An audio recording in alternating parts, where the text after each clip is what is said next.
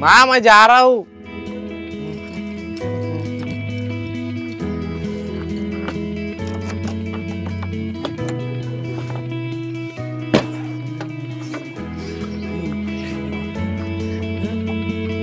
भाई तू कहाँ जा रहा है? मैं शादी में जा रहा हूँ। तुझे पता है आज कौन सा दिन है? गुरुवार हो या शुक्रवार, किससे फर्क पड़ता है, मैं तो शादी में जा रहा हूँ। देख पागल, ध्यान से देख, आज मतदान का दिन है। तो मुझे क्या करना, मुझे नहीं जाना वहाँ भीड़ में, एक वोट से क्या ही बदल जाएगा। आज वो दिन है जब हमें किसी अच्छी सरकार को चुनने का मौका मिलता है। क्या तुम्हें ये सब चीज से फर्क नहीं पड़ता? हाँ हाँ, चिल्ला मत, चुप हो जा। इन बच्चों के बारे में तो सोच, इनके फ्यूचर के बारे में तो सोच। तेरा एक वोट इनकी जिंदगी बना भी सकता है और बिगाड़ भी सकता है। अच्छी सरकार चुन के आएगी तो बच्चों का भविष्य सुधरेगा और गांव का विकास होगा। अपना वोट बर्बाद मत करो, वोट आपका अधिकार है।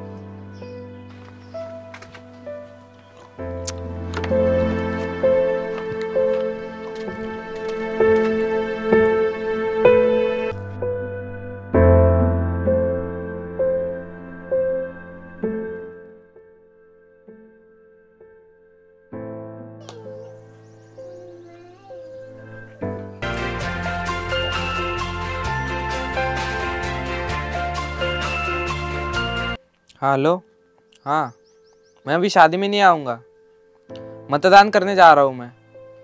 मतदान हमारा अधिकार है, हम सब मिलकर मतदान करने जाएंगे, बेहतर भविष्य बनाएंगे।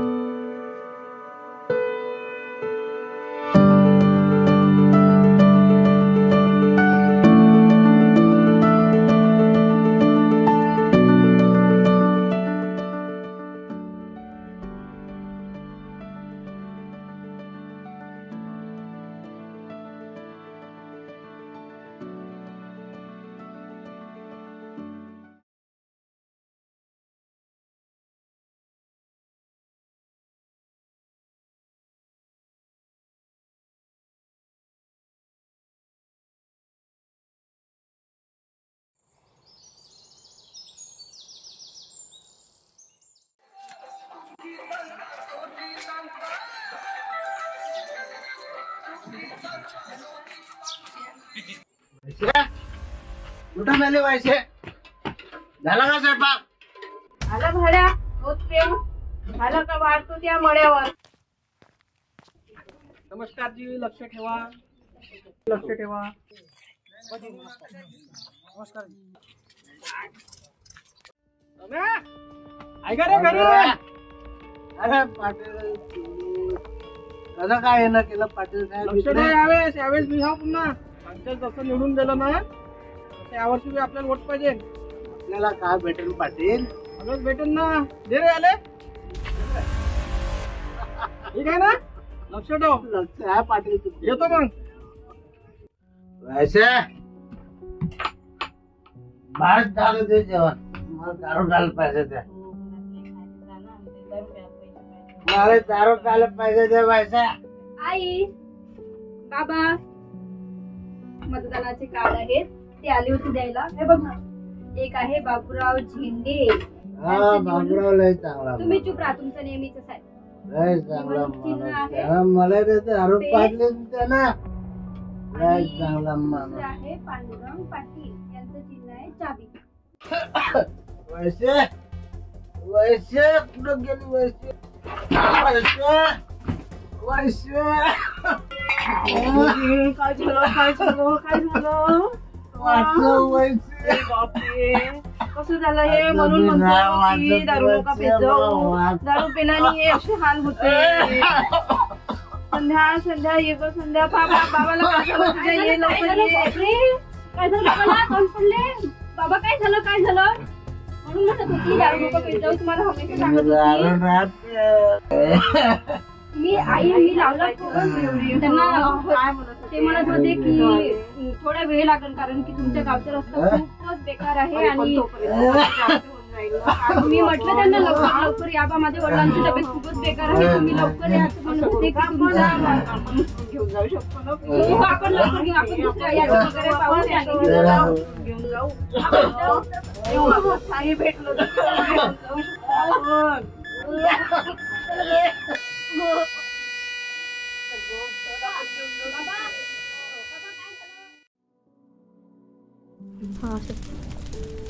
आज मी 18 वर्षाची झाली. मला मतदान करण्याचा पूर्ण अधिकार आहे.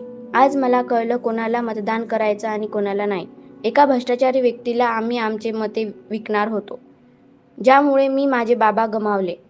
त्यामुळे मी मतदान विचार करून करणार, ना दारूसाठी करणार ना पैशासाठी करणार. आपल्या भविष्याचा विचार करून करणार. आणि मी तुम्हाला सगळ्यांना विनंती करते की तुम्ही सुद्धा भ्रष्टाचारी नेत्याच्या बोलण्यात न जाता तुम्ही तुमच्या भविष्यासाठी काय चांगले आहे याचा विचार करून मतदान करावा.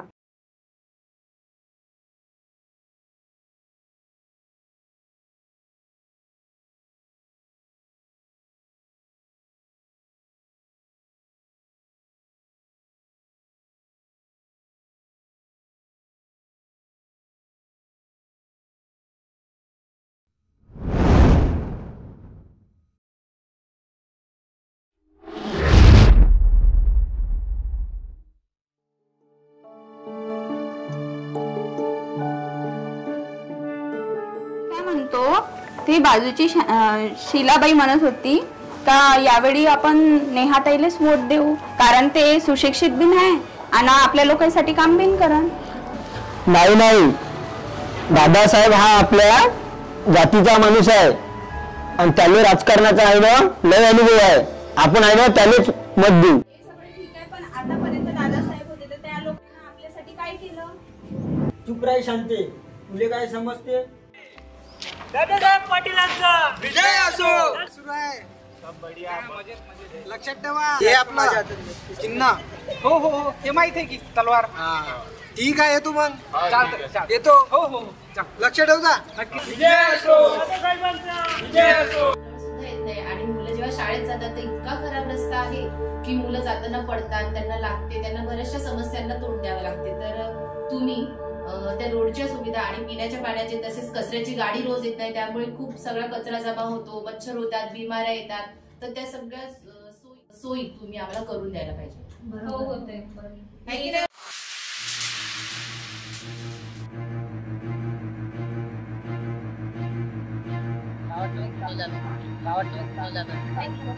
ऐका हो ऐका, नेहाताई प्रचंड बहुमताने विजयी झालेल्या आहेत.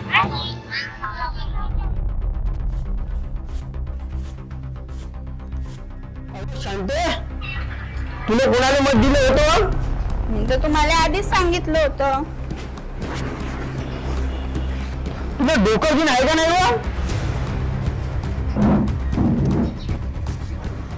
हे पहा, जो उमेदवार बायका पोरासाठी काम करन, जो उमेदवार रस्ते नाल्या पाणी याच्यासाठी काम करन, त्याला निवडून देण्याचा अधिकार आहे मला. आणि मी तसंच केलं. आणि शेवटी जो चांगला उमेदवार आहे त्याला निवडून देण्याचा अधिकार मला आहे.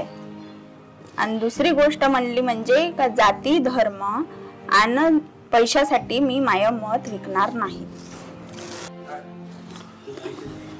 हो शांते, बरोबर आहे तू. येऊन आपण बी आपल्या पोराबाराचा शिक्षणाचा विचार करायला पाहिजे. मी त्या 2000 रुपयाच्या नोटीसाठी मी माझं मतदान विकून टाकलं, पण आता मी डबल असं विकणार नाही.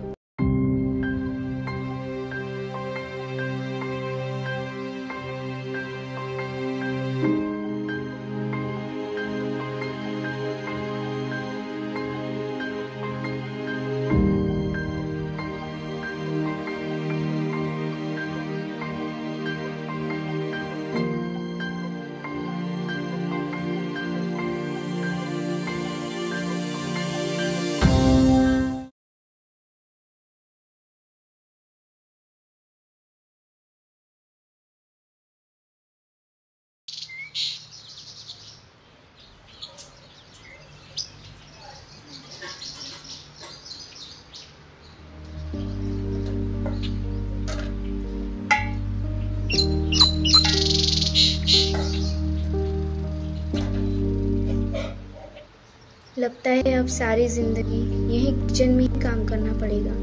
काश मैं पढ़ लिख कर अपने सपने पूरे कर पाती.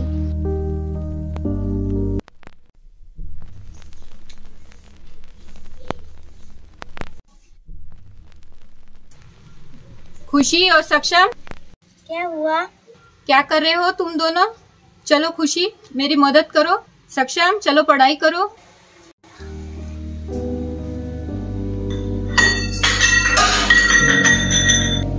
अरे क्या हुआ?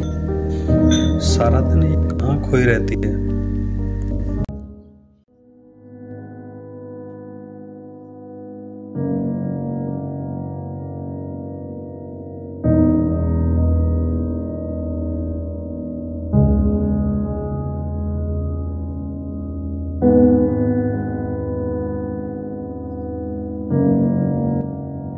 ये हमेशा किताबों में क्या देखती रहती है? पापा, बोलो। मुझे डॉक्टर बनना है। नीट के कोचिंग के लिए थोड़े रुपए ही चाहिए थे। कोई जरूरत नहीं है डॉक्टर बनने की, अगले साल तेरी शादी करने वाला हूँ।